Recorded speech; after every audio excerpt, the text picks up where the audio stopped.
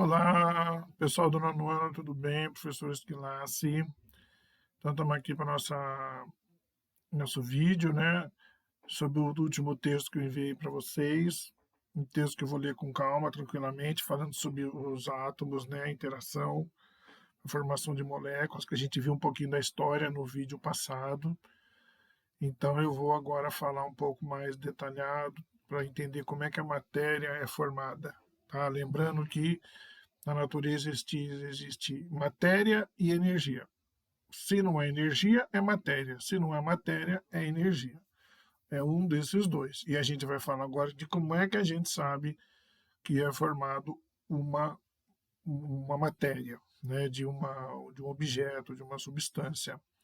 E lembrando que no final aqui você vai ter as atividades, você faz as atividades no caderno, né? Tira a foto e lá no GSA agora você tem condição de pôr lá na atividade essa tem uma parte só de atividade lá no GSA que você consegue colocar essas imagens, tá bom? Então vamos lá, vamos começar, vamos fazer a leitura junto desse material. Então eu coloquei aqui bem legal para vocês, eu achei uma tabela periódica, essa aqui é a tabela periódica de todos os elementos químicos conhecidos, então ela tem todo um motivo para estar nessa disposição aí, que é uma coisa mais complexa, vocês vão aprender isso no ensino médio, aqui a gente vai ter uma ideia mais básica, dá para ter uma ideia básica para depois do ensino médio poder aprofundar um pouco mais sobre isso. Então vamos lá, vamos começar a entender como é que funciona isso. Então, organizando os elementos químicos, ou seja, a tabela periódica, o que ela é, o que ela representa.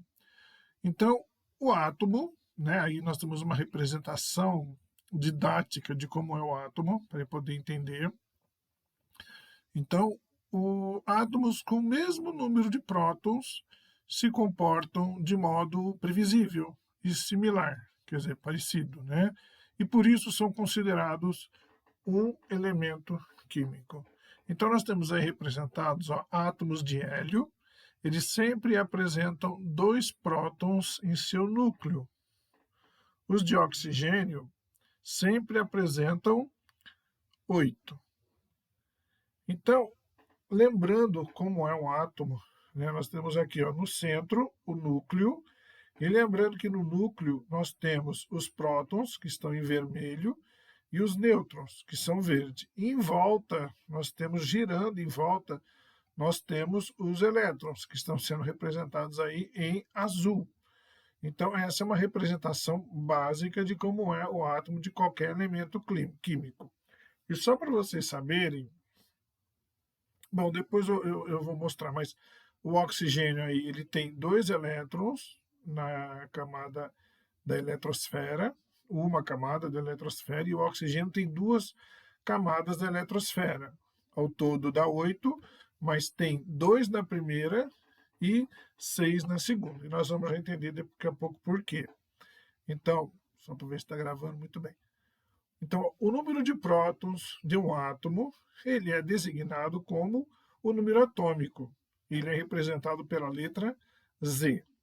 Então, atualmente, são conhecidos 92 elementos químicos naturais, isto é, que ocorrem espontaneamente na natureza, e mais alguns que só podem ser criados em laboratório, são chamados elementos artificiais. Tem isso ainda, né?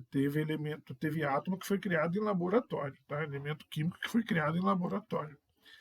Então, a soma desse número de prótons e de nêutrons, que é representado pela letra N minúscula, que tem massas semelhantes de um átomo, é o que a gente chama de número de massa, que é representado pela letra A. Então, o número de massa é igual ao número de prótons mais o de nêutrons. Então, o elétron ele tem 1837 vezes menos massa que um próton e não soma para o número de massa de átomo. Então, é a fórmula que está abaixo que a gente pode usar. A, o número de massa, é igual a Z, que é o número atômico, mais o N, que é o número de prótons. Tudo bem? De nêutrons, desculpa. Então, Z, número de prótons, N, número de nêutrons. Então, a tabela periódica dos elementos é uma forma de organizar os elementos químicos de um modo informativo e prático. Por meio dela, você pode buscar elementos químicos e localizá-los pelas suas características, sem ao menos saber seu nome. Então, a tabela periódica atual ela é organizada da seguinte maneira. Primeiro, em cada célula, os elementos químicos são representados por um símbolo, uma ou duas letras. Então, ele está falando dessa célula que não tem nada a ver com célula de ser vivo, não. Tá? Esse quadradinho aqui, que cada quadradinho desse aqui ele está chamando de célula, que acaba confundindo com célula animal, vegetal, mas pensa em quadradinho. Então, em cada quadradinho desses, os elementos químicos são representados por um símbolo, que pode ser uma ou duas letras, no máximo, como foi ilustrado ali do lado, do boro. Além do símbolo, cada quadro costuma conter o nome, o número atômico e a massa atômica do elemento. Então, nós temos aqui, conforme está nessa tabela periódica aqui, nós temos o número atômico em cima, o símbolo, o nome e embaixo a massa atômica. Deixa eu tentar tirar isso aqui. Pronto. Depois eu tiro de novo. Aliás, deixa eu pôr para cá porque a gente já passou dali. Tá? Daqui a pouco ele some, ele fica atrapalhando. Então, essa é uma representação da tabela periódica do elemento químico boro. Tá? Então, nós temos o número atômico, que é 5, o símbolo do boro, que é B, e a massa atômica, que é 10,18. Então, elementos químicos com propriedades químicas semelhantes estão agrupados em uma mesma coluna, chamada de família ou grupo. Os grupos são numerados de 1 a 18. Então, ó, de 1 a 18. Começa aqui, ó, número 1, aqui em cima. Eita. Aqui, ó, número 1 até o 18, tá?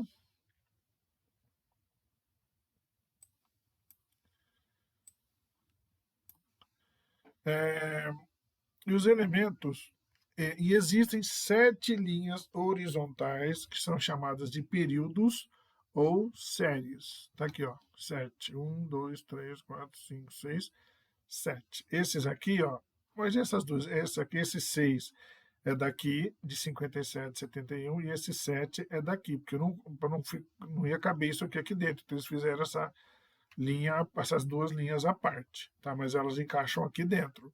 São os lantanídeos e os actinídeos, tá? E os elementos eles estão organizados em ordem crescente de número atômico, que para os períodos aumentam da esquerda para a direita e para os grupos de cima para baixo, que é o que está representado lá na tabela. Os elementos da série dos lantanídeos e dos actinídeos, que foi o que eu mostrei para vocês lá, fazem parte do grupo 3, mas são colocados separadamente na parte de baixo da tabela para que ela não fique muito longa. Então, a representação de um elemento químico, né, aqui em cima, X de número massa A e número atômico Z em um texto corrido, ficou apertadinho aqui, mas é o número atômico, o A é em cima e o Z embaixo, né? E aqui o X seria o símbolo do elemento químico. Enquanto que na tabela periódica, essas informações podem estar em posições diferentes, como nós vimos lá, em geral, como está indicado aqui do lado. Então, esses diferentes, deixa eu só falar uma coisa, ó. Nós vimos aqui que o hélio tem 2 elétrons e o oxigênio 8. Então, você vê na tabela periódica, ó, o hélio aqui, ó. Olha, ele está indicando aqui, ó, 2 elétrons. E o oxigênio está aqui, ele tem 8. Às vezes está parecendo que é o 9 aqui, mas 9 é o flúor, tá? É o 8. O oxigênio tem 8 aqui em cima. E isso vai ajudar muito na hora de você formar uma molécula, tá? Então vamos lá, os diferentes grupos da tabela periódica. Então, na tabela periódica, né, os grupos da tabela periódica, chamada de famílias, elas diferenciam-se entre si pelas propriedades químicas e físicas. Elementos que são do mesmo grupo eles vão apresentar as propriedades semelhantes. Por exemplo, Os elementos de alguns grupos são muito reativos, enquanto os de outros são praticamente inertes. Quer dizer, um reage muito e o outro fica praticamente paradão. Então, alguns conduzem eletricidade e outros não, são chamados isolantes. Então, além da classificação em grupos ou família, os elementos químicos também podem ser agrupados de maneira mais simples, né? Por exemplo, em metais, não metais e os gases nobres. E essa classificação geralmente ela é identificada por diferentes cores na tabela periódica. E vamos conhecer então essa classificação. Então, pela coloração aqui, tá vendo? Ó, essa linha aqui divide tudo que está para cá aqui é metais, tá? E aqui não metais. E é só essa coluna aqui que são os gases nobres, tá? Que a gente vai separar lá, que foi falado aqui. Então vamos começar pelos metais. Então, 3/4 de todos os elementos são metais. Então, a seguir, ele listou algumas das suas principais características. 3/4, quer dizer, mais da metade.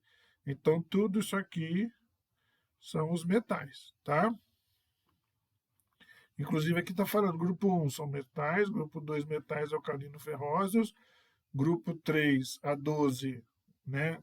Os metais de transição, e dos grupos 3 a 17, as características metálicas vão aumentando à medida que a gente desce ao grupo. Assim, no grupo 13, todos são metais, com exceção do boro. E no grupo 16, os calciogênios, todos são não metais, menos o polônio. E no grupo 17, os halogênios, todos são não metais. E o grupo 16 são os calcógenos e o grupo 17 os halogênios. Tá? Espero que esteja melhor para ler aí, apesar que eu estou de óculos. Então vamos lá. Vamos falar sobre os metais. Primeiro, características, as principais características. Tem um brilho característico. 2. Boa condutividade de calor e de eletricidade. Ductilidade. São bastante resistentes à deformação plástica. Por exemplo, podem ser bastante esticados, formando fios sem se romper. Quanto à maleabilidade, eles podem ser comprimidos, formando lâminas ou folhas. E quanto à solidez à temperatura ambiente, se fundem às altas temperaturas. O que é fundir? Aí é a fusão, né? Lembra, o sólido vira líquido. Então eles só vão se fundir, eles só vão derreter a altas temperaturas, sendo que a única exceção é o mercúrio, que é um metal, e ele, na temperatura ambiente, ele é líquido. Por isso que em menos 39 graus Celsius ele já passa de sólido para líquido. Tá? Então nós temos aqui os exemplos de metais. O alumínio, que é um material bem maleável, que permite que seja comprimido em folhas finíssimas, de até 0,2 milímetros ou até menos. Aqui nós temos um cabo de cobre, que ele é um ótimo condutor de eletricidade e é muito dúctil, e que o torna a escolha ideal para produzir cabos elétricos. Então, por isso que quando em alguns bairros o pessoal rouba fiação elétrica, eles estão roubando porque eles estão vendendo esse material aí, que é o cobre, que é aquele metal laranjinha que fica dentro do fio. Tá? E isso tem um bom valor de mercado, por isso que o pessoal acaba roubando. Continuando. Vou tirar isso aqui de novo. Bom, agora os não metais. Embora seja difícil generalizar as propriedades dos não metais, por elas serem muito variadas, têm muitas características, é possível fazer as seguintes afirmações sobre esses elementos. Primeiro, eles são maus condutores de calor e de eletricidade, diferente dos metais. Já está aí uma diferença de metais para não metais. Eles podem ser sólidos, líquidos ou gasosos à temperatura ambiente. Os não metais sólidos são, em sua maioria, frágeis. O iodo, por exemplo, forma escamas que se rompem facilmente. E eles apresentam temperaturas de fusão e ebulição baixas, quando comparadas com os metais. Tá? Então é isso. Então esses são os não metais que a gente vê representado, né? Desculpa, aqui na tabela periódica, tá? E os gases nobres? Bom, a maioria dos átomos ele é muito reativo, ou seja, eles reagem, né, eles se combinam, eles se reagem facilmente uns com os outros, formando grupos ligados quimicamente, né, formando outras substâncias químicas. Portanto, não é comum encontrar átomos sozinhos, que não estão ligados a outros átomos no ambiente. Ao se combinarem, eles ficam mais estáveis e se tornam menos reativos e dão origem, então, às várias substâncias. Então, no entanto, um grupo dos elementos químicos, que sempre são encontrados no estado gasoso, ele não necessita estabelecer ligações para se estabilizar. É o que nós chamamos de gases nobres. Então, os gases nobres, eles já são estáveis. Ele não precisa se conectar com outro átomo para ficar estável. Então, ele já é estável sozinho. Que está aqui, ó. Que são esses aqui, os gases nobres, tá? Esses que estão aqui, ó. O hélio, neônio, argônio, criptônio, xenônio, radônio. Certo? Então é isso. Agora vamos ver o caso do hidrogênio, que ele é um caso à parte. Então ali na tabela a gente já entendeu quem é quem naquela tabela periódica, né? Quem são os metais, quem são os não metais e quem são os gases nobres. Então agora o hidrogênio, representado pela letra H, ele é responsável por mais de 70% da massa do universo. É um caso especial dentro da classificação desses grupos. Ele apresenta algumas características e propriedades semelhantes às dos elementos do grupo 17, que são os halogênios, e outras semelhanças aos dos elementos do grupo 1, que são os metais alcalinos, apesar de que não é um metal o hidrogênio. Então, por esse motivo, embora esteja posicionado acima do grupo 1 em várias tabelas, ele não pertence a esse grupo, sendo classificado então como um grupo à parte. Então, vamos entender agora assim como é que funciona essa combinação dos elementos químicos que produz substâncias simples ou compostas. Então, primeiro, né, relembrando, que acho que a gente já viu isso, as substâncias puras, elas são compostas de apenas um tipo de constituinte, ou seja, um tipo de átomo ou de molécula, por exemplo. Por isso, apresentam propriedades específicas definidas, como densidade, pontos de fusão e de ebulição, condutividade, cor e etc. Então, que as diferenciam de outras substâncias. Ao analisar essas propriedades específicas, é possível saber se uma substância se encontra em estado puro ou se faz parte de uma mistura, ou seja, composta de mais de um tipo de átomo ou de molécula. Então, substâncias puras formadas por um único elemento químico são classificadas como substâncias simples, que é o gás oxigênio, por exemplo, é formado somente pelo elemento químico oxigênio, que no caso são dois átomos dele, e ele é escrito assim, O2. Então, são dois átomos de oxigênio.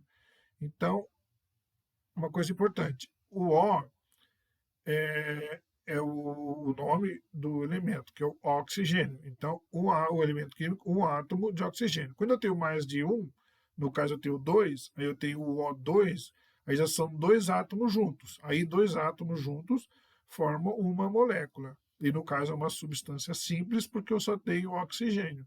Eu não tenho mais nenhum elemento químico envolvido aí.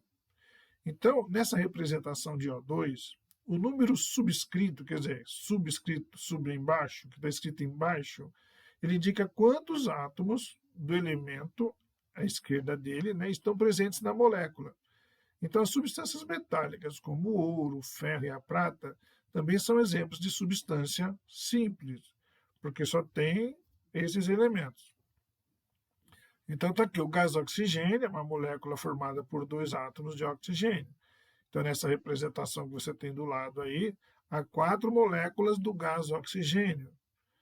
Por ser formado por um único tipo de átomo, ele é uma substância simples, entendeu? Então, a bolinha vermelha representa o átomo do oxigênio. E dois átomos juntos vão formar uma molécula, que no caso é o gás oxigênio. Então, as substâncias puras, elas são formadas por diferentes elementos químicos. As substâncias puras formadas por diferentes elementos químicos são chamadas de substâncias compostas, porque ela não é simples. E elas podem ser decompostas em substâncias simples, se submetidas a alguns procedimentos químicos adequados. São exemplos de substâncias compostas: a água, H2O, e o cloreto de sódio, NaCl, que é o sal de cozinha, né? Que é o principal componente do sal de cozinha. Então você tem embaixo aí, ó, uma molécula de água. Lembra? O vermelho, no caso, está representando o oxigênio. Então, o que representa as duas bolinhas brancas? O hidrogênio. Então, aí são 3 átomos, tá? Um oxigênio, 2 hidrogênios. Aí, a molécula de água é a representação desses 3 elementos juntos. Então, nós temos a representação molecular da água, formada por 2 elementos químicos, o oxigênio e o hidrogênio. Então, a água ela é uma substância composta. Por quê? Porque não é um elemento químico só, tem 2, o oxigênio e o hidrogênio. E a fórmula H2O. Lembra? O número 2, subscrito embaixo do H, está querendo dizer que eu tenho 2 moléculas de hidrogênio e o O eu tenho uma só. Como o oxigênio tem uma só, eu não preciso colocar o número 1. Se não tem nada, significa que é 1. Só vai aparecer número ali se tiver mais do que 1. A partir de 2 aparece. Então, nesse H2O, claramente eu sei que eu tenho 2 elementos químicos, mas eu tenho 3 átomos, sendo 2 de hidrogênio e 1 de oxigênio. E o cloreto de sódio, o NaCl, no caso aí, o elemento químico, quando ele é formado por 2 letras, a segunda é sempre minúscula. Isso é importantíssimo. Se você colocar N maiúsculo e A maiúsculo para representar o sódio, que no caso é o sódio aí, vai estar errado. Não pode ser maiúsculo. Tem que ser a primeira maiúscula, a segunda minúscula. Então, NaCl. Na é o símbolo do sódio. Você pode olhar lá na tabela. Vamos lá procurar a tabela periódica. Está aqui, ó, sódio, tá? E o cloro está aqui, Cl. Isso é importantíssimo de saber, gente. Não é decoreba, não. É fácil de entender. Então, aí, NaCl são 2 elementos químicos. Quantos átomos? 2 também, porque não tem nenhum número na frente. Então, Na1, Cl1. Então, é um átomo de sódio junto com o átomo de cloro forma a molécula do sal de cozinha. Então, é uma substância composta, porque eu tenho mais de um elemento químico. Certo? Agora, esse aqui se eu não me engano, é o Lavoisier. Vamos ver, entender como é que funciona, como é que a química é fantástica, né? Ó, tudo se transforma. Nas transformações físicas, a natureza da substância se mantém a mesma, isto é, as moléculas de uma substância química no estado sólido são as mesmas no estado líquido ou no estado gasoso. Porém, há outro tipo de transformação em que é possível modificar a natureza das substâncias. Então, esse tipo de transformação é chamado de transformação química. Nela, né, há um reagrupamento dos átomos que constituem a matéria. Ou seja, uma substância vai formar outra e vai conferir propriedades diferentes para essa nova substância que foi formada. Então, na verdade, essa transformação química se chama reação química. Então, foi estudando essas reações químicas que o químico francês Antoine Laurent de Lavoisier, que nasceu em 1734 e morreu em 1790, e nasceu em 1743 e morreu em 1794, ele chegou a uma importante conclusão. Realizando experimentos de combustão, ele percebeu que o gás oxigênio ele participava da transformação química que provocava a combustão da substância. O que é combustão? É a queima. Nós estamos falando de combustão, é queimar alguma coisa. Então, o Lavoisier ele sugeriu que o gás oxigênio ele era transformado assim como a substância que queimava. em um processo que envolvia o rearranjo entre os átomos de todas as substâncias envolvidas. Portanto, não havia nem perda, nem o desaparecimento de átomos. Eles simplesmente eram rearranjados. Então, o Lavoisier ele propôs a lei de conservação das massas. E essa lei enuncia que, em uma transformação química, a soma das massas das substâncias reagentes, que vamos dizer, o que são os reagentes? É aquele. Pensa no fazer um bolo, quando você usa leite, manteiga, farinha, açúcar, esses são os reagentes, tá? Então, a soma das massas dessas substâncias reagentes deverá ter a mesma que a soma das massas dos produtos da transformação, quer dizer, o produto final, no caso, por exemplo, o bolo, tá? Para manter o quê? A mesma quantidade de átomos envolvidas. Então, a lei de conservação das massas é conhecida pela seguinte frase. Essa frase, o Lavoisier é considerado o pai da química moderna. Ele elaborou essa frase que explica muito bem isso que ele falou. Na natureza, nada se cria, nada se perde. Tudo se transforma, porque ocorrem reações químicas. Tá? Então, para que uma transformação química possa ocorrer, é necessário fornecer energia suficiente para que seus átomos e moléculas possam se separar e se rearranjar, formando novas substâncias. Então, temos aqui, ó, a gente já viu que a bolinha vermelha é o oxigênio e a bolinha branca é o hidrogênio. Agora apareceu um elemento novo aqui, que é o carbono. Então, olha que interessante. Ele tem aí a representação de uma molécula de etanol. Então, aqui, ó, nós temos, são 6 moléculas, desculpa, são 6 átomos de hidrogênio, 2 de carbono e 1 de oxigênio. Tá? Não está escrito aí, mas a gente representa o etanol como CH6, C2H6O. Tá? Por quê? C2. Olha, eu tenho 2 carbonos. Hidrogênio. 1, 2, 3, 4, 5, 6. C2H6. Quantos oxigênio? Um só. Então, ele me diz que uma molécula de etanol mais 3 moléculas de gás oxigênio, que nós temos aqui, ó, 3 moléculas, ó, O2, O2, O2. Eles vão formar, isso é na combustão, no que ele chamou de queima, né, na combustão.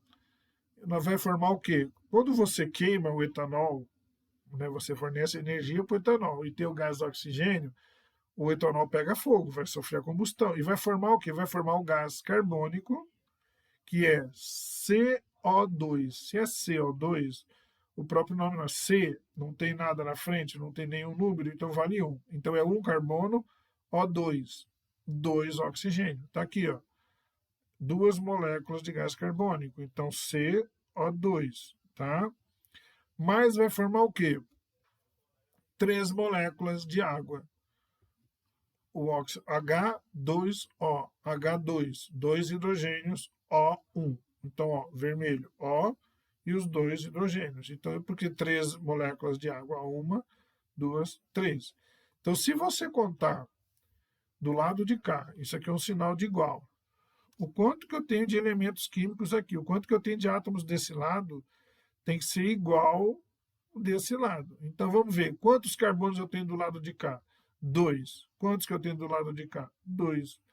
Quantos hidrogênios eu tenho do lado de cá? 6. Quantos que eu tenho do lado de cá? Está aqui. 6. E quantos oxigênios eu tenho? 6 mais 1. 7. 1, 2, 3, 4, 5, 6, 7. Então é isso que ele fala. Tá? Na natureza, nada se cria, nada se perde. Tudo se transforma. Certo? Então é isso, gente. Essa apresentação básica aqui para entender como é que ocorre isso, como é que é a tabela periódica, tá? Então vocês têm aqui do lado a atividade, vocês vão fazer essas atividades aqui no caderno, vai tirar foto e vai me enviar, tá? Fazendo isso com calma, hein, gente? Faz tranquilo, tá? Não tenha pressa, reveja a aula se você ficou em alguma dúvida, para poder tirar essa dúvida e poder fazer a atividade. Então, eu li com vocês aqui, mas nada impede de vocês lerem de novo para entender melhor o texto, para então você refletir sobre o que leu e poder responder as perguntas. Tá ok? Então é isso, gente. Até no próximo vídeo, que aí vai ser a correção. Até!